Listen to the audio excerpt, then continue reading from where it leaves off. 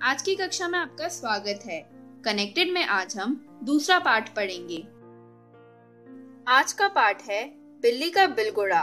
प्रस्तुत पाठ में लेखक हांडा जी ने हास्य के माध्यम से गलतफहमी के कारण उत्पन्न विशेष स्थितियों का वर्णन किया है।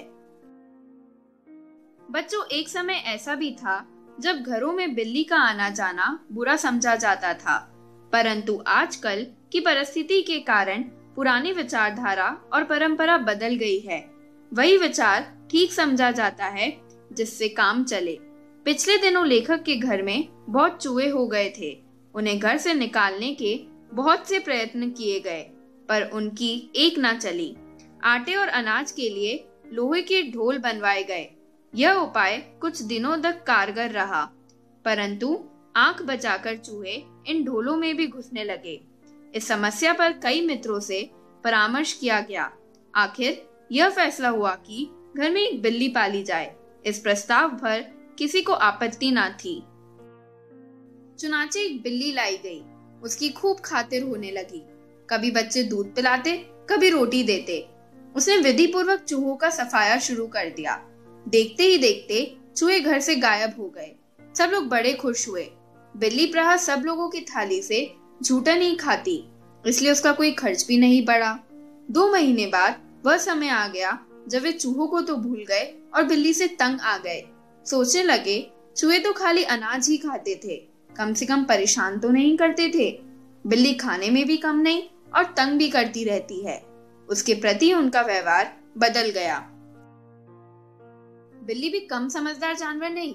जो शेर के काबू में नहीं आ सकी, वह उनसे कैसे मात खा जाती। उसने भी अपना रवैया बदल दिया। उनके आगे पीछे फिरने की बजाय वह रसोई के आसपास कोने में दुबक कर बैठ जाती।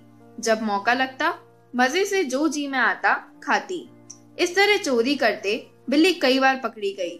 एक दिन सुबह उठते ही लेखक रसोई में कुछ लेने गए तो उन्होंने देखा कि कड़े हुए दूध का दही जो रात को बड़े चाव से जमाया था, बिल्ली खूब मजे से खा रही थी। अब उन्हें चिंता होने लगी कि बिल्ली से कैसे पीछा छुड़वाया जाए। उनका नौकर निकला बहुत होशियार। रात को काम खत्म करके जाने से पहले उसने एक खाली बोरी के अंदर 2 रोटियां डाल दी और चुपके से एक तरफ खड़ा होकर बिल्ली का इंतजार करने लगा। बिल्ली आई, वह एकदम रोटियों पर झपटी।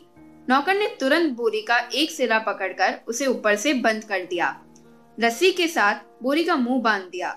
चूंकि अब रात के 10 बजे थे, लेखक ने अपने नौकर अमरू से सवेरे बिल्ली को कहीं दूर छोड़ आने के लिए कहा, जिससे वे घर में वापस ना आ सके। अब हुआ ये कि सब लोगों को चाय पिलाते पिलाते अमरू को अगले दिन 8 बज गए। उसे याद दिलाया गया कि उसे बिल्ली को भूली बटियारेन की तरफ छोड़कर आना है। बोरी कंधे पर लटका अमरू चल दिया। बात आई गई हो गई। लेखक अजामत और स्नान आदि में व्यस्त हो गए, क्योंकि 9:30 बजे दफ्तर जाना था। गुसल खाने में जोर से शोर सुनाई दिया, लेकिन वह नहाने में व्यस्त होने के कारण उन्होंने ध्यान नहीं दिया। 2 मिनट के बाद ही फिर शोर हुआ। इस बार उन्होंने सुना कि उनके घर के सामने कोई आवाज लगा रहा है। आपका नौकर पकड़ लिया गया है। अगर आप उसे छुड़ाना चाहते हो तो छप्पर वाले कुएं पर पहुंचिए। लेखक हैरान हुए। उन्हें लगा शायद अमरू किसी की साइकिल से टकरा गया होगा। शायद साइकिल वाले का कुछ नुकसान हो गया हो और उसने अमरू को धर पकड़ा हो। रही आदमी इकट्ठे होने की बात, यह काम दिल्ली में मुश्किल नहीं और फिर करोल बाग में तो बहुत आसान है, जहाँ सैकड़ों आदमियों का पता ही नहीं कि वे किधर जाए और क्या करे। उधर जाने के रास्ते में खाली बोरी लटकाए अमरू आता हुआ दिखाई दिया। वह खूब खिलखिलाकर हंस रहा था। उसे डांटते हुए उससे पूछा गया कि उसने आखिर ऐसा क्या किया कि लोग उसके पीछे पड़ गए।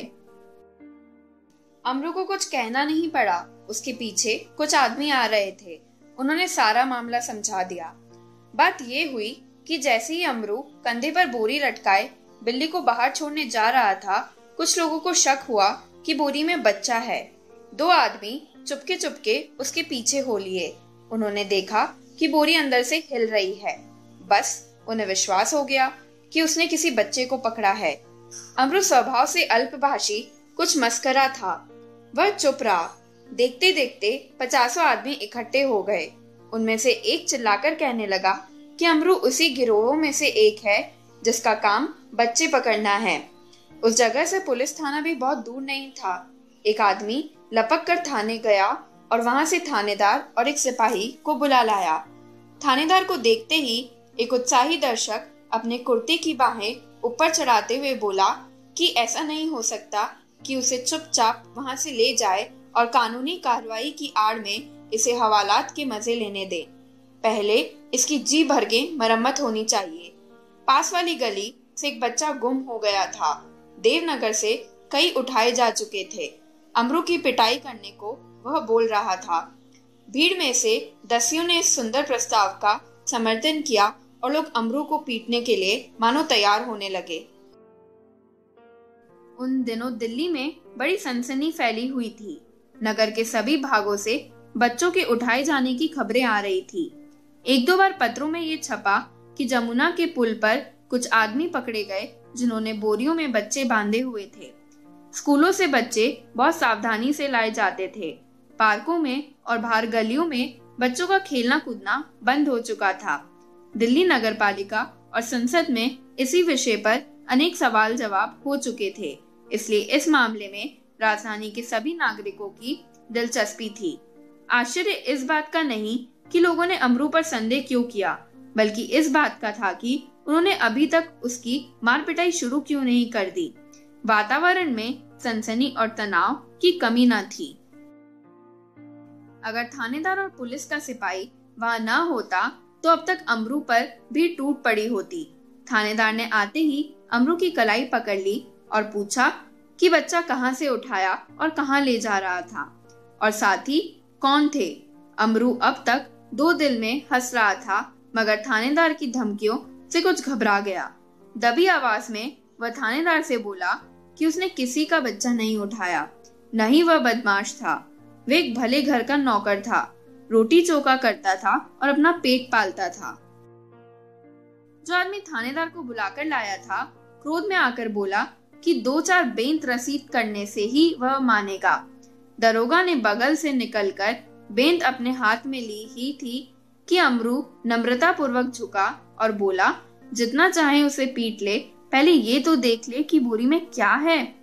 यद्यपि थानेदार इस बात पर राजी हो गए थे, पर भीड़ कहाँ मानने वाली थी। लोग चिल्ला उठे कि वे सब उसकी बदमाशी के गवाह थे और मामला कभी दबने नहीं देंगे।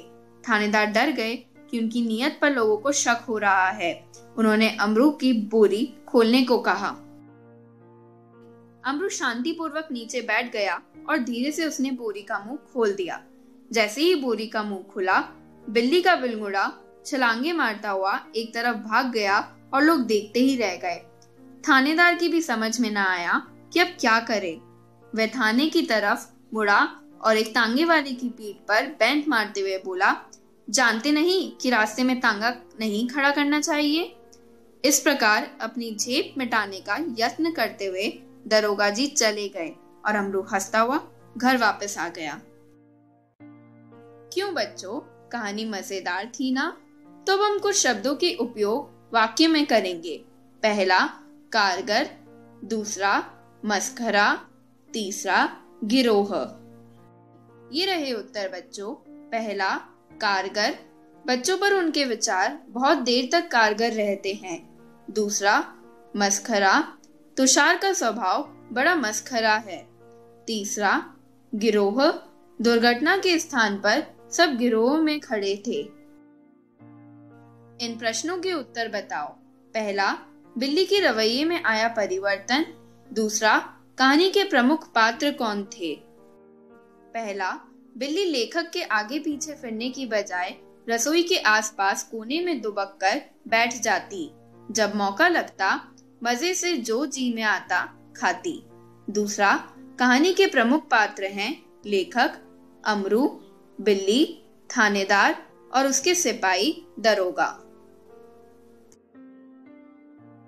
शब्दकोश की सहायता से रेखांकित शब्दों के विलोम शब्द खोजिए तथा उनसे नए वाक्य लिखिए। पहला, बिल्ली भी कम समझदार जानवर नहीं है। दूसरा, पुरानी विचारधारा और परंपरा एकदम घपले में पड़ गई है। तीसरा, दस्यु ने इस सुंदर प्रस्ताव का समर्थन किया। ये रहे उत्तर बच्चों। पहला, बिल्ली भी नासमझ जानवर नहीं है। दूसरा, नई विचारधारा और परंपरा एकदम घपले में नहीं पड़ी है। तीसरा, दस्यु ने इस सुंदर प्रस्ताव का असमर्थन नहीं किया। आज के लिए बस इतना ही। आशा है आपको आज का पाठ समझ आया होगा। धन्यवाद।